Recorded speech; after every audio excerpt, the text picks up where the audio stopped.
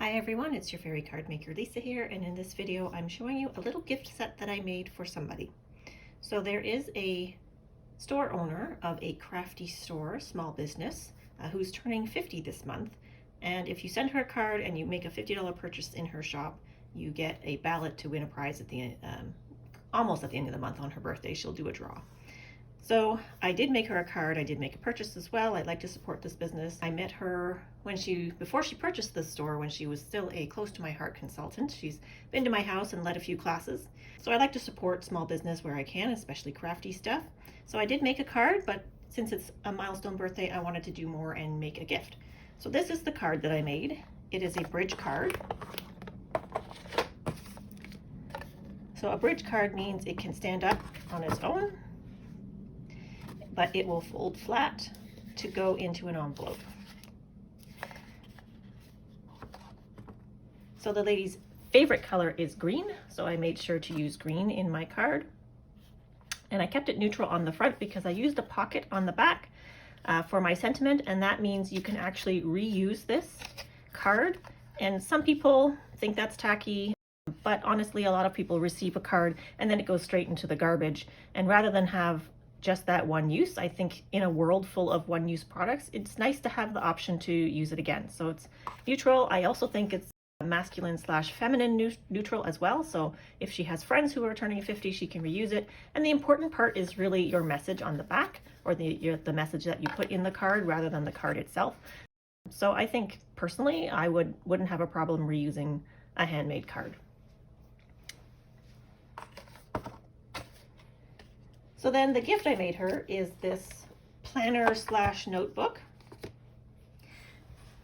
I purchased the We Are Memory Keepers mini disc cinch, and these are discs that I purchased along with it.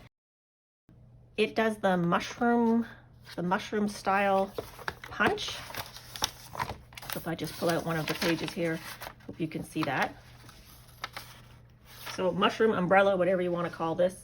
And that allows you to rearrange your pages, but since it's not a binder, you can fold the cover right back on itself, and then it takes up less space on your desk. It's also easy to use one-handed in your lap if you're writing, in a meeting or someplace a class where you're taking notes. So it's the best of both worlds between having a binder where you can rearrange pages and having a spiral bound notebook where you can flip the cover right back on itself. So I really like that idea. Now, having said that, let me talk about that punch for a second. I just got it, and when I'm punching through acetate, I'm finding that it tears the little half circle, the mushroom top or the umbrella top here. It tears a little bit more than it cuts, whereas I'm hearing from reviews that the Staples Business Depot arc punch doesn't do that, or the Levenger, because they are built for heavy duty office use. But the stem of the We Are Memory Keepers punch is longer than the arc or the Levenger, more similar to how the Happy Planner punch is longer. And what I really liked about the We Are Memory Keepers one is the alignment peg. So there's a little peg you drop down into the hole, and you can keep punching as long of a piece of paper as you want. So that was one of the key selling features for me. So what I found was when I am punching acetate, I just put a piece of scrap cardstock in with it to stabilize it a little bit, and then it does cut a little bit cleaner. So it's workable. Okay, so back to this book. I made this book with a gift bag from the Dollar Tree. So again, her favorite color is green. The front of the gift bag has some silver foil on it, and the back didn't. But I didn't realize that until after I got it home and I flipped the bag over to cut it, and I was like, oh, didn't realize that. But whatever, I mean, I could have just done a flat, plain navy colored back or something to go with the front. It didn't have to be the same design. I did laminate this with my cold laminator. I have a Xyron lamination machine. It's a sticker maker that you can put laminate in it. And that's to help protect it and from wear and tear, and also from any kind of spills or something. So it is laminated on the front.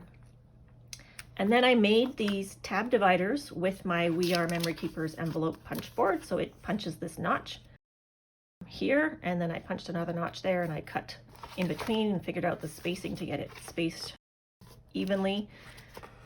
And then I've provided these 1/2-inch strips of repositionable label paper. This is also just from the office supply store, because we're not perfect. And so if you want to change your mind about what you've labeled on the tabs, you can if you use the repositionable sticker labels. I did create this pocket on this first file folder, and the idea is there's no papers in here because you don't want to have to guess how many papers you need for each of your topics or subjects. So what you do is whenever you write a note or take a diagram or make a diagram or whatever, you would then pull that page out and stick it into the divider that it belongs in, so that you always have the perfect number of pages within your dividers. So for the pages, I did provide lined paper. I had to cut and punch all of these papers. So I have lined paper, I have graph paper for maybe doodling layouts or card designs or something that needs a little more structure. And then I have plain paper for freestyle doodling. So I hope she will find it useful. I prefer gifts that are useful. The last thing I wanted to point out about this gift is the little paper clips. So I made these coffee mug paper clips. So there's one there, there's one here, and there's one here. Actually, the way that they stick out the top of the book, they look like little bookmarks themselves. So you could even write something on the lid or use the repositionable label and write something on the lid to make a bookmark within a file tab section or whatever you want to do, or a bookmark to mark where the lined paper ends and the graph paper starts, or whatever you want. So I think that they're really cute, and I made them myself out of 3 simple shapes. I combined 3 simple shapes on my scan and cut electronic cutting machine. So I designed the shape of the mug, and then I cut out these things, and it is a hidden paper clip, so you don't see the paper clip.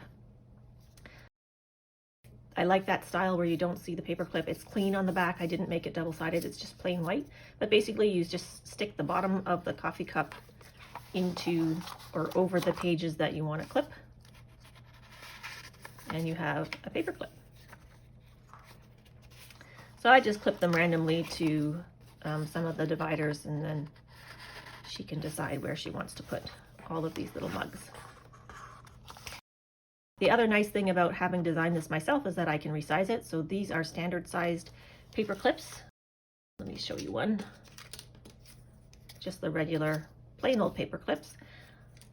But I have jumbos, so I could actually make larger mugs and do jumbo paper clips. So that's the gift that I made, and I hope she gets use out of it. I hope she likes it. I hope she does use it and it doesn't just sit on a shelf somewhere collecting dust. But with the offcuts, so the little scraps I had from this project, I also made a little matchbook notepad. These have been around for a long time.